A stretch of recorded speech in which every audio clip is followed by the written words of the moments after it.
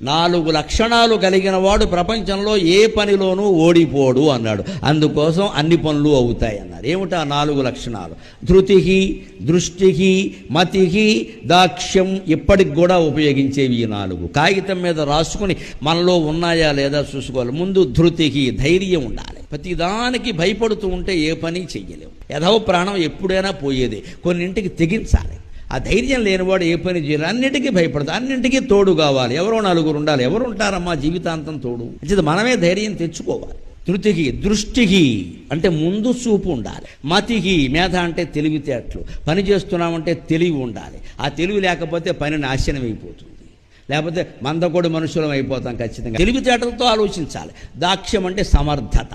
అసమర్థుడైన వాడు ఎప్పుడూ ఏ కార్యాన్ని సాధించలేడు. ధృతికి, దృష్టికి, మతికి, దాక్ష్యం ఈ 4 లక్షణాలు ఉంటే హనుమంతుల్లా మనం కూడా పనులు